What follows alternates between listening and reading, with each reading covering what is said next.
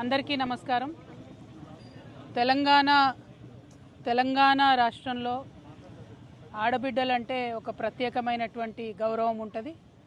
మొత్తం దేశంలో ఒక రకమైనటువంటి సంస్కృతి ఉంటే తెలంగాణ రాష్ట్రంలో ప్రత్యేకించి బీసీ బిడ్డల ఇళ్లలో మరీ ముఖ్యంగా ఆడబిడ్డలకు కాళ్ళు మొక్కి ఏదన్నా శుభకార్యం ఉంటే తండ్రులు అన్నదమ్ములు బయటకు వెళ్ళేటటువంటి సంస్కృతి ఉంటుంది.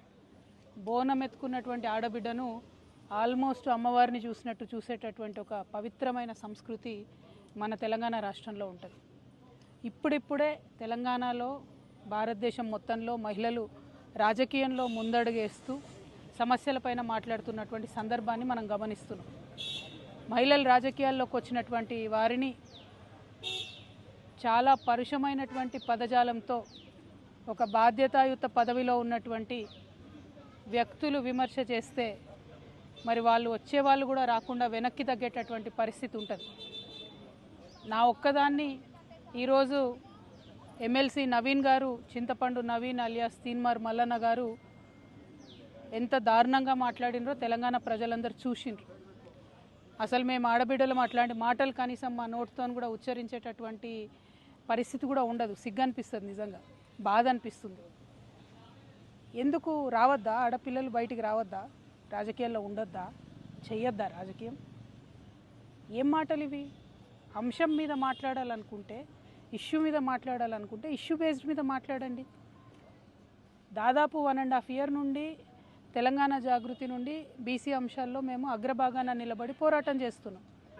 నేను ఏ ఒక్కనాడు కూడా తీన్మార్ మల్లన్న గారిని ఒక్క మాట కూడా అనలేదు. నేను అసలు ఆయన నన్ను ఎందుకన్నాడో కూడా నాకు తెలియదు. నన్ను అనాల్సిన సందర్భం ఏందో కూడా నాకు తెలియదు. సరే, ఆయనకి ఏం కోపం ఉందో లేకపోతే ఎవరన్నా ప్రేరేపించిండ్రో ఎందుకన్నారో నాకు తెలియదు. తీన్మార్ మల్లన్న గారిని మాత్రం నేను ఒకటి రిక్వెస్ట్ చేస్తూ ఉన్నా. మీరు బీసీ బిడ్డ కాబట్టి ఏది పడుతుంది మాట్లాడితే చెల్లిపోతుందంటే కరెక్ట్ కాదు. గుర్తుపెట్టుకోండి మల్లన్న గారు, తెలంగాణ ప్రజలు ఎక్కువ కాలం పరుష పదజాలాన్ని సహించరు. మీరు ఎటు పడితే అటు మాట్లాడితే చూసుకుంటే ఎవరు ఊరుకోరు. మీరు మాట్లాడిన దానికి డెఫినెట్గా ఆవేశం వచ్చి మా కార్యకర్తలు, మా నాయకులు ప్రజాస్వామ్యబద్ధంగా ప్రొటెస్ట్ చేయడానికి వచ్చారు. అయితే మీరు కాల్పులు జరుపుతారా? సామాన్య ప్రజల మీద కాల్పులు జరిపేంత అంత క్రూరత్వం ఎందుకు? ఏంది? ఏం వైఖరి ఇది? ఏం వైపరీత్యం ఇది? ఎందుకోసం చేస్తున్నారు ఇట్లా మీరు? అంటే ఒక ఆడబిడ్డను ఎంత మాట పడితే అంత మాట అనేసి ఇది తెలంగాణ పదజాలం గట్లనే ఉంటుంది అని అంటే ఇది మీ టీవీ కాదు, మీరు మేకప్ వేసుకొని వేసే డ్రామా కాదు. ఇది రాజకీయము, ఇది ప్రజాస్వామ్యము. ఇందులో అనేక మంది ప్రజల యొక్క జీవితాలు ముడిపడి ఉన్నాయి. అరే, తెలంగాణ జాగృతి ఎన్నో కార్యక్రమాలు చేసింది. అందులో బీసీ ఉద్యమం ఒక భాగం మాత్రమే. ఇంకా చాలా కార్యక్రమాలు చేస్తాం, ఇంకా బలంగా పోరాటం చేస్తాం. ఎందుకోసం మీకు ఇంత దుగ్ధ? ఎందుకోసం? ఒక ఆడబిడ్డ రోడ్డు మీద నిలబడి ప్రశ్నిస్తే తట్టుకోలేకపోతున్నారా? నాలాంటి వాళ్ళను కోట్లాది మందిని తయారు చేస్తా ఏమనుకుంటున్నారో మీరు?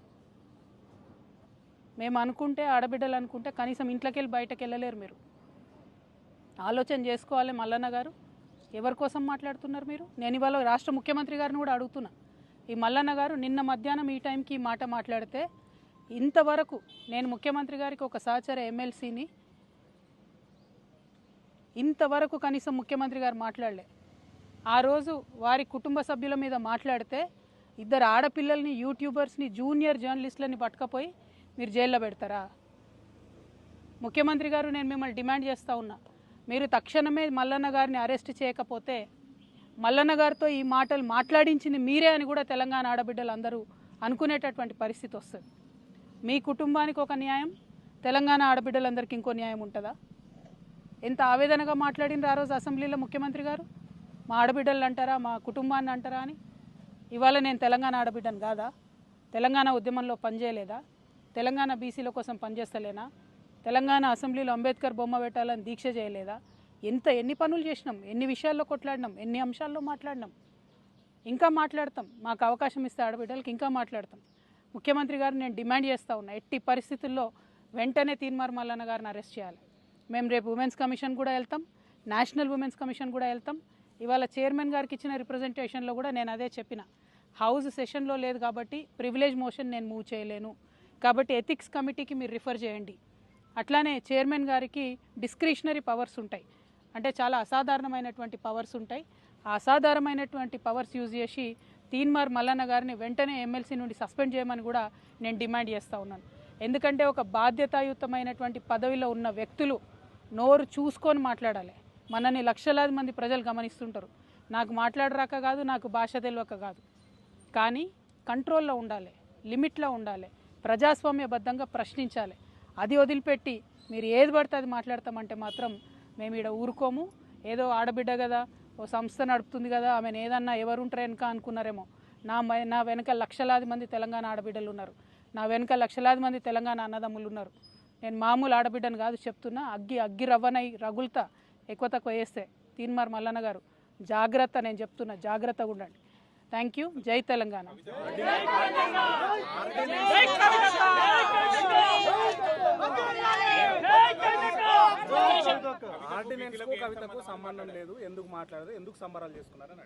నేనేమంటున్నా తీన్మార్ మల్లన్న గారు బీసీ ఉద్యమానికి సంబంధించి నన్నెందుకు ప్రశ్నిస్తున్నారు? అసలు నేను ఇచ్చేదాన్న ఆర్డినెన్స్ తెచ్చేదాన్ని.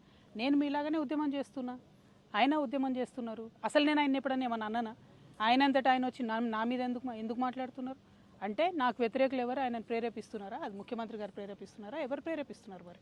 ఎందుకంటే ఈయన మాట్లాడి 24 గంటలు అయిపోతే ప్రభుత్వం కనీసం చర్య తీసుకోలే. మీ మీద ఒక ట్వీట్ పెడితే రాత్రికి రాత్రి చిన్నపిల్లల్ని ఎత్తుకపోయి జైల్లో పెడుతున్నారే. మీ మీద ఒక ఫేస్బుక్లో కమెంట్ పెడితే ముఖ్యమంత్రి గారు ప్రత్యేక బృందాలను పెట్టి వెతికి మరీ అరెస్ట్ చేస్తున్నారే. ఒక ఎమ్మెల్సీని, ఒక ఆడబిడ్డని, ఇదేనా మీరు తెలంగాణ ఆడబిడ్డలకు ఇచ్చే రక్షణ? అందుకే క్రైమ్ పెరిగిపోతున్నది. ముఖ్యమంత్రి గారు ఇంత అలుసుగా ఉంటున్నారు మహిళలను ఏమన్నా కూడా. కాబట్టి ఇక సాధారణ మహిళల పరిస్థితి ఏందండి? ఓ పదవిలో ఉన్న ఎమ్మెల్సీకే ఇటువంటి గతి ఉంటే ఈ రాష్ట్రంలో సాధారణ మహిళల పరిస్థితి ఏంటి చెప్పండి? ముఖ్యమంత్రి గారు చర్యలు తీసుకోవాలి. ఆయన తీన్మార్ మల్లన్నకి ఏం సంబంధం అండి? ఆయనను ఏమన్నా నేను అసలు ఎప్పుడూ ఏమనలేదు. నేను ఇన్ని 1.5 years నుండి బీసీల కోసం కూడా ఒక్క సెకండ్ కూడా నేను ఆయన గురించి మాట్లాడలేదు. ఆయన ఎందుకు నా గురించి మాట్లాడాలి? First point. సెకండ్ పాయింట్, ముఖ్యమంత్రి గారు మాత్రం చూసి చూడనట్టుగా ఈ వ్యవహారంలో ఊరుకుంటే తెలంగాణ ఆడబిడ్డలందరం కూడా ఇది మాకు అవమానంగానే భావిస్తాం. కానీ నేను ఇంకా బలంగా సమస్యల మీద కొట్లాడుతూనే ఉంటా. వెనక్కి తగ్గే క్వశ్చనే లేదు.